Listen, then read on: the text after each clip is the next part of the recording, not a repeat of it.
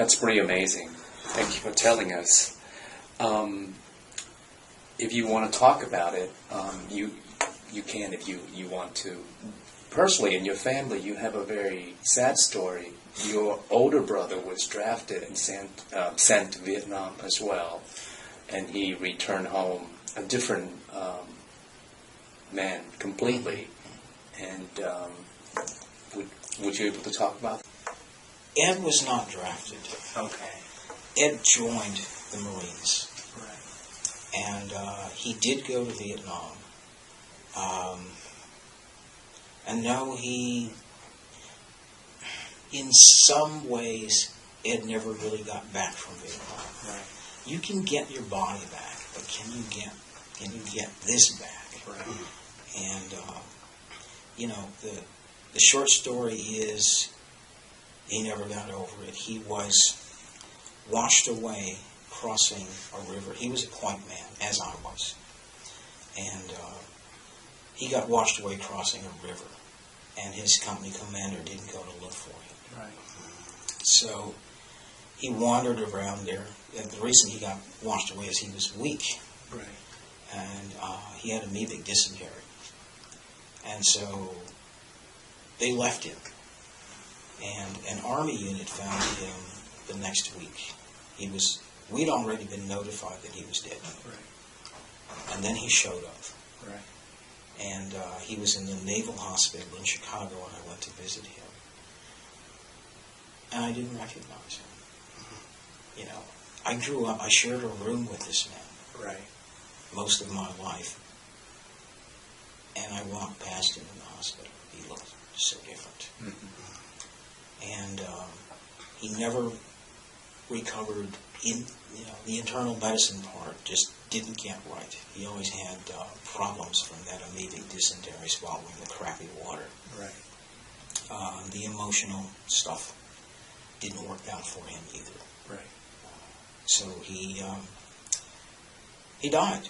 Right. He was an alcoholic, and he died in a house fire.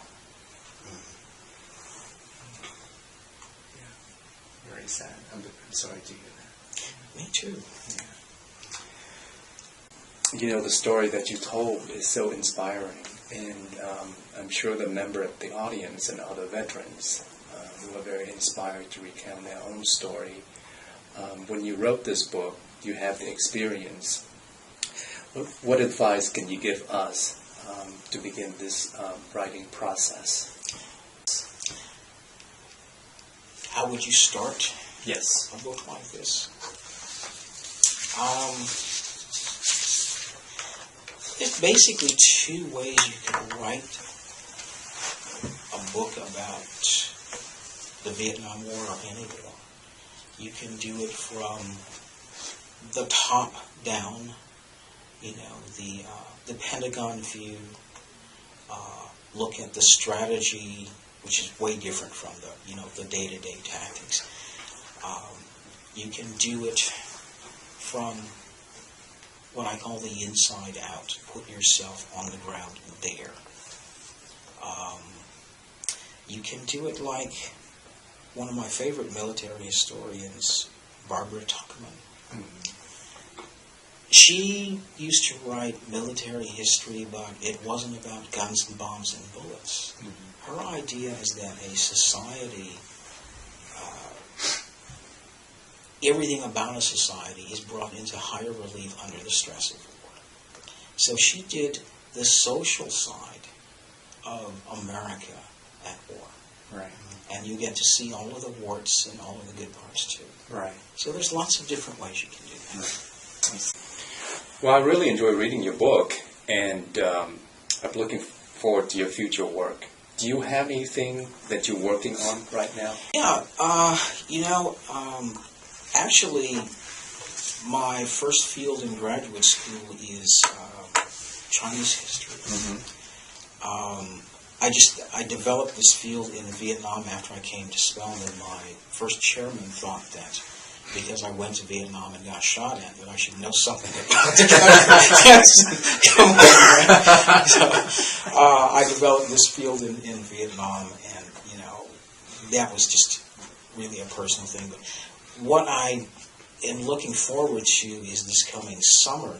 My chairman has arranged for me to accompany some students to Trinidad. So what I want to investigate is Chinese people in the Caribbean. You know, they were brought there to undercut wage demands after emancipation swept through the Caribbean. So what I like to do is go there and read some documents and do some interviews. There's one good book on the Chinese in Cuba already. It's called Our Story Has Yet to Be Told, and it is the biography of a Chinese general in Fidel Castro's army. Really? Yeah, it's really good reading. And I want to do something like that maybe for Trinidad and Tobago. Right.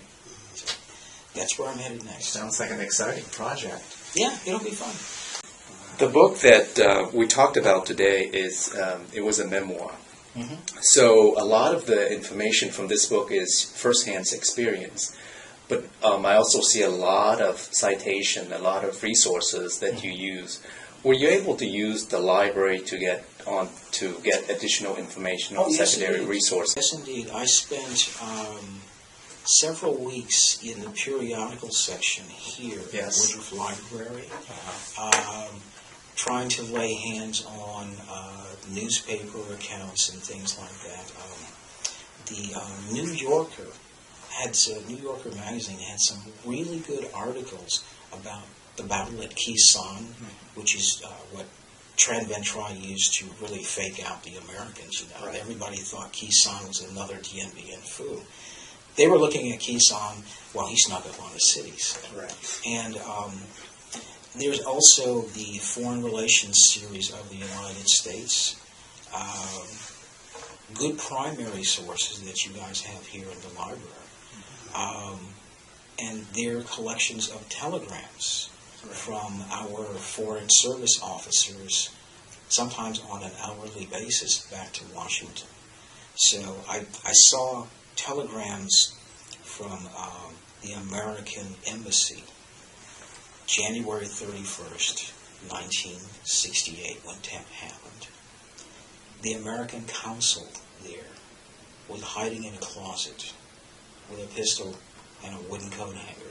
My goodness. And I found that kind of information right around the corner from this office right here in Woodruff.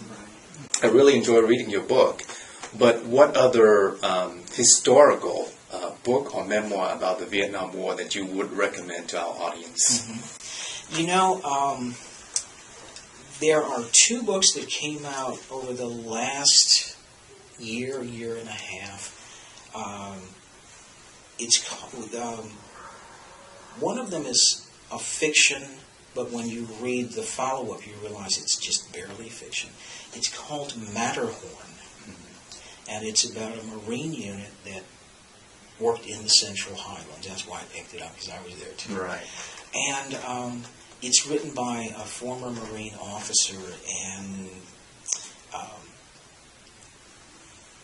he's a grunt, he's in the infantry, but you get the war from a lieutenant's point of view rather than an enlisted man's point of view, and it's really different. And then he wrote a follow-up piece called What It's Like to Go to War in Vietnam. And that one was a very insightful, very well-prepared piece of literature that really explains how you save your soul when you come home, how you reintegrate, and why Vietnam veterans had such a hard time. So those two books are the ones that I would recommend. Right. Thank you for joining us today. We look forward to your future works, and we're so excited about them. Thank you. Thank you very much.